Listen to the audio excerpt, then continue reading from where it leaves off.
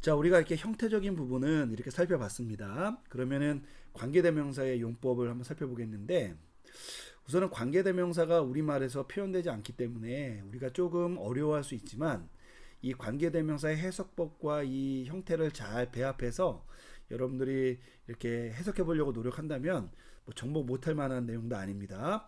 우리 한번 이 내용을 한번 살펴보도록 하겠습니다. 자, 14.1.4.1 해석법 한번 보도록 하겠습니다. 자, 관계대명사가 어렵게 느껴지는 이유는 다른 대명사들과 달리 관계대명사가 한국어에서 표현되지 않기 때문인데, 특별히 번역될 때 관계절을 이끄는 관계대명사가 그것의 선행사를 한정하면서 두 문장이 한 문장으로 통합되어 해석되는 이런 현상 때문입니다. 그러나 관계대명사 역시 대명사라는 것을 여러분이 기억하면은 문장에서 우선 관계대명사를 분해해서 이 관계대명사가 어떤 명사를 지시하시는지를 찾아서 그 뜻을 위에다 적어놓고 이후에 그 관계대명사가 속해져 있는 관계절을 이제 해석을 해서 이 주문장과 관계절을 연결하는 방식으로 이제 문장을 번역하면은 된다는 것이죠.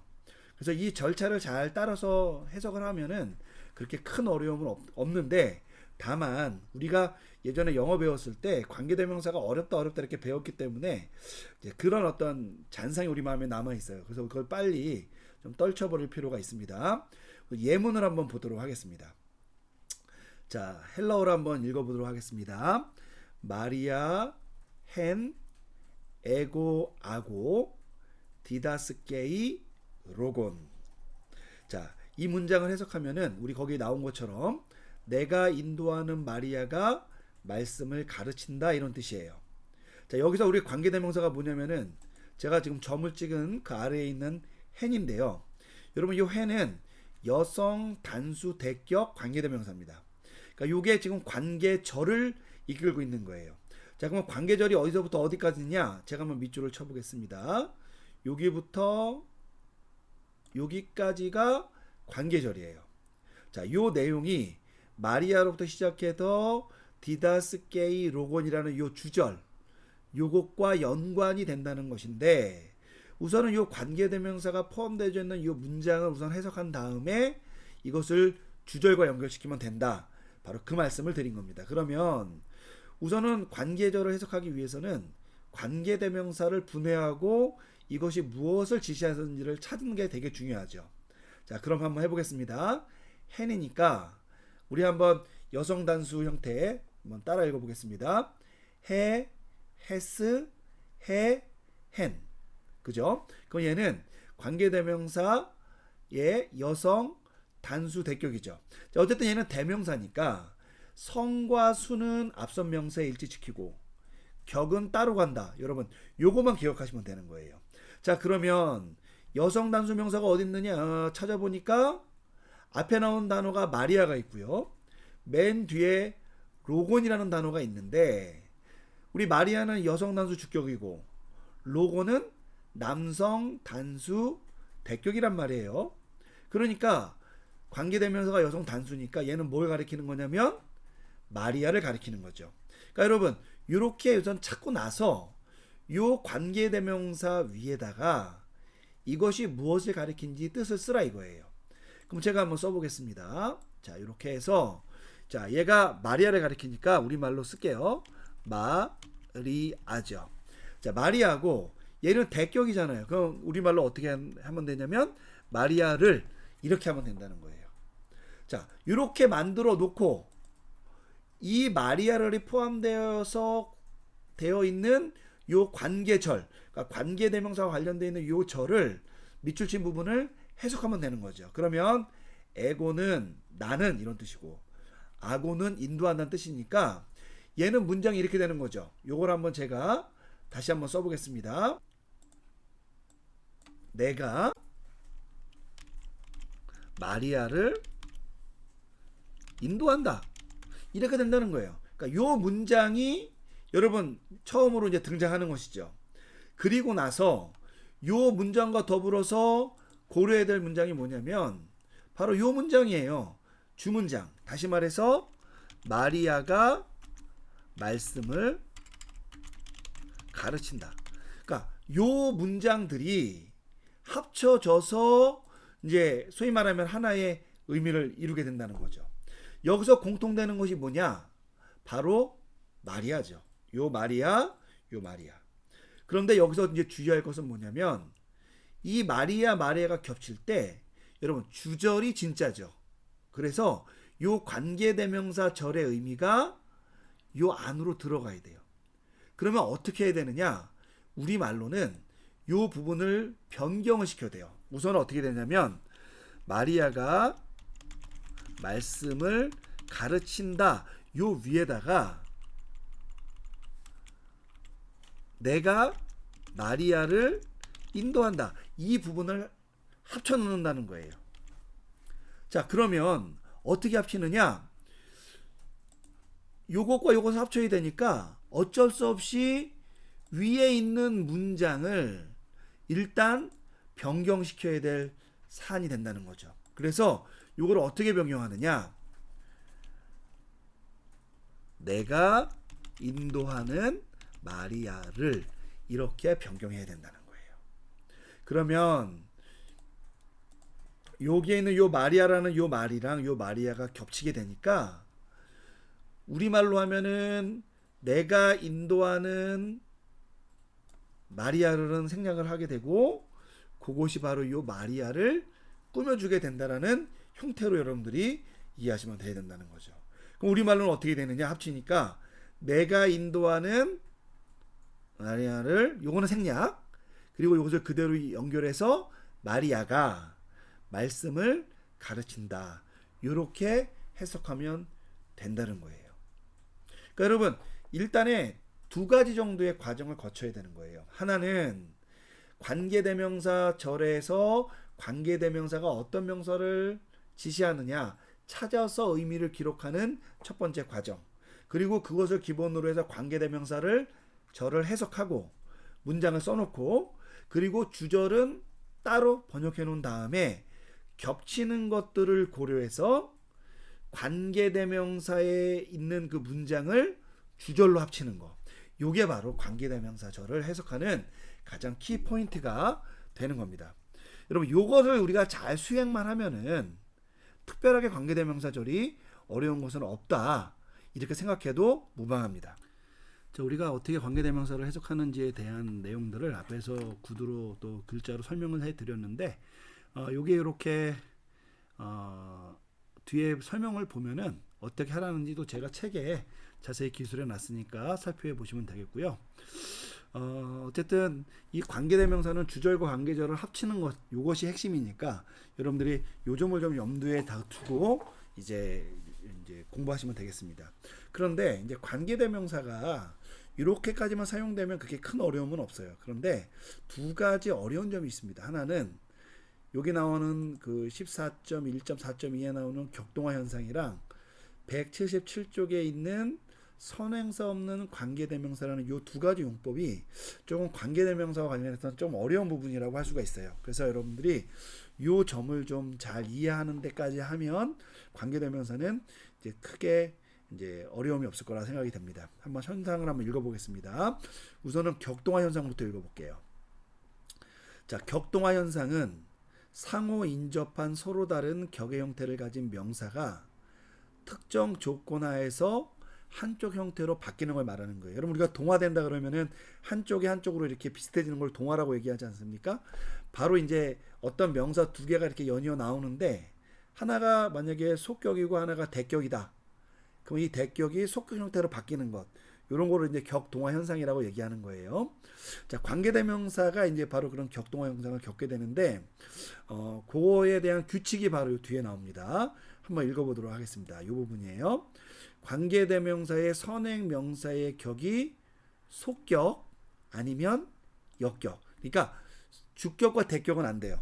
그러니까 선행명사가 속격과 역격이어야 되고, 관계대명사는 대격일 경우에.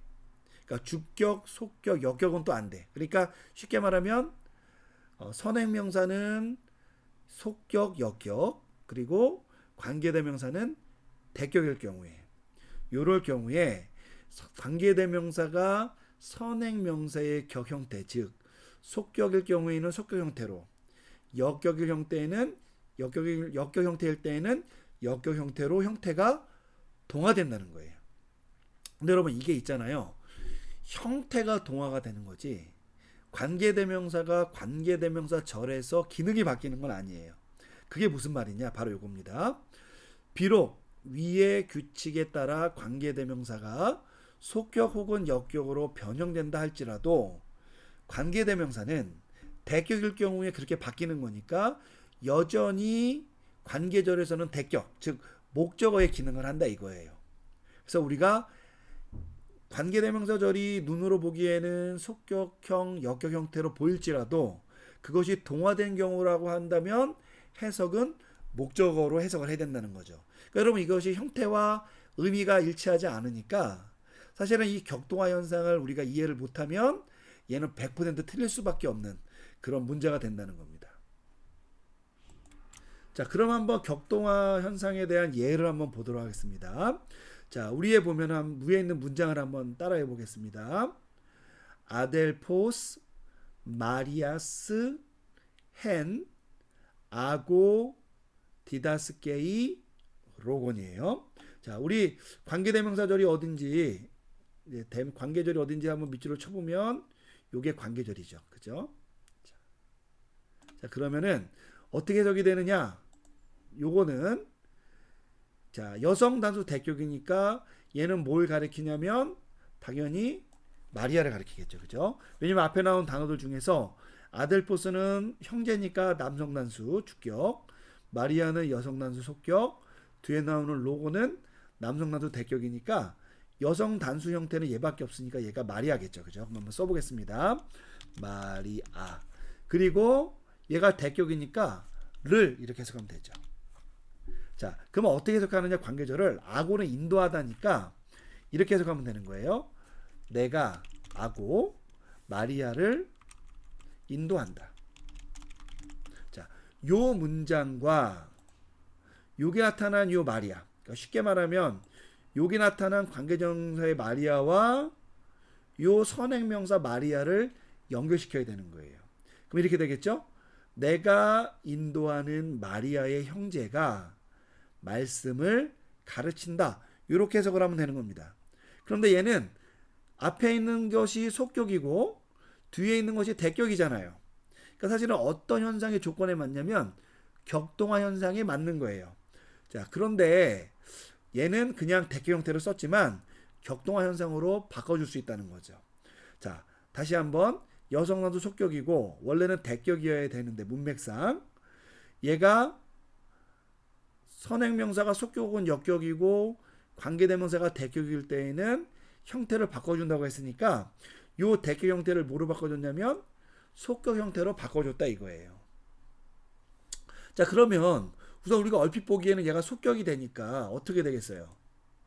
자, 그러면 얘가 어쨌든 여성 단수니까 마리아겠고 그리고 얘가 속격이니까 우리 생각에는 의라고 할 수 있다는 거죠.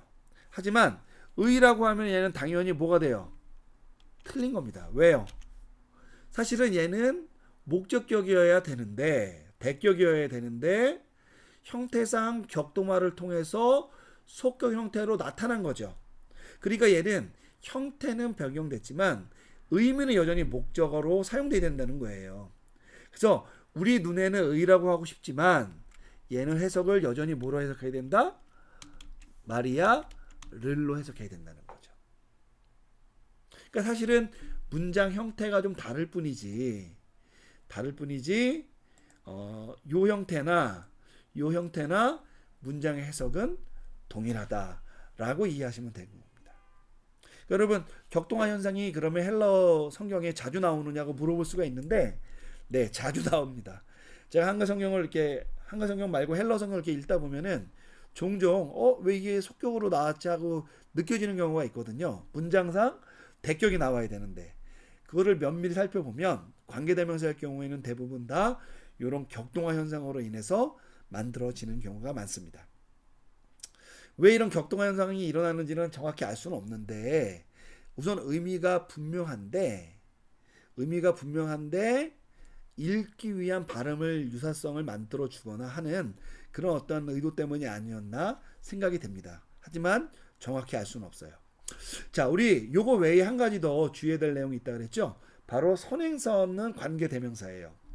자, 얘는 어떤 거냐면 선행사가 없는 관계대명사. 여러분 영어에도 이 선행사 없는 관계대명사. 영어에서 이렇게 얘기하죠. 선행사를 포함한 관계대명사. 그게 영어에서는 뭐였냐면 what이죠. what. 문맥상 좀 간혹 다를 경우도 있지만 what을 쓰면은 얘가 선행사를 포함한 형태의 그런 관계사가 된다. 우리가 그런 규칙이 있는 것처럼 이제 그런 기능을 한다는 거예요. 다만 헬러의 관계대명사는 what 같은 특별한 형태를 취하지 않고요. 그냥 관계대명사만 등장을 하기 때문에 우리가 문맥을 보고 아 얘가 선행사를 포함한 관계대명사구나 라고 판단을 해야 된다는 그런 차이점은 있습니다. 한번 우리 설명을 읽어보도록 하겠습니다. 관계대명사는 선행사 없이 단독으로 등장하여 사용되기도 한다. 이때 관계대명사가 선행사를 포함한 것으로 보고 각각의 성에 따른 형태를 고려해 문맥에 따라 번역을 하면 된다라는 거예요.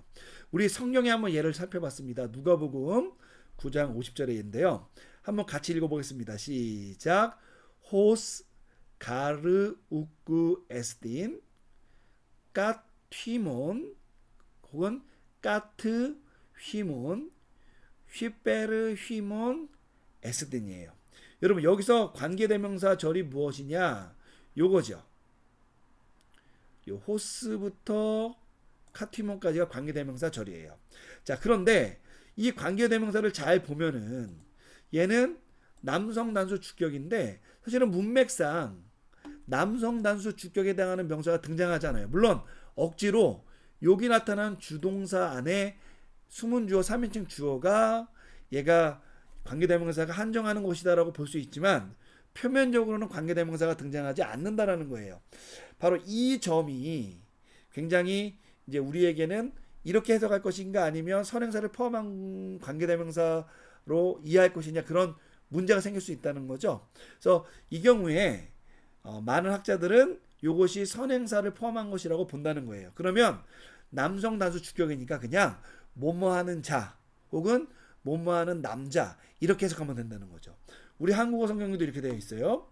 너희를 반대하지 않는 자는, 그러니까 여기 자라는 것이 놈자자니까 얘는 꼭 남자가 아니라 사람을 가리키는 거죠. 너희를 위하는 자니라 해서 요 자라는 말, 우리말로는 의존 명사인데요. 요 자라는 말이 요 선행사를 포함한 요 관계대명사를 표현하는 표현으로 사용됐다는 거예요. 자, 다만 이 격동화 현상과는 달리 선행사가 없는 관계대명사, 다시 말해 선행사를 포함한 관계대명사 용법은 그렇게 많이 등장하지는 않습니다. 하지만 등장할 경우에 여러분들 이 사안을 잘 기억했다가 당황하지 말고 이 부분을 적용하시면 되겠습니다.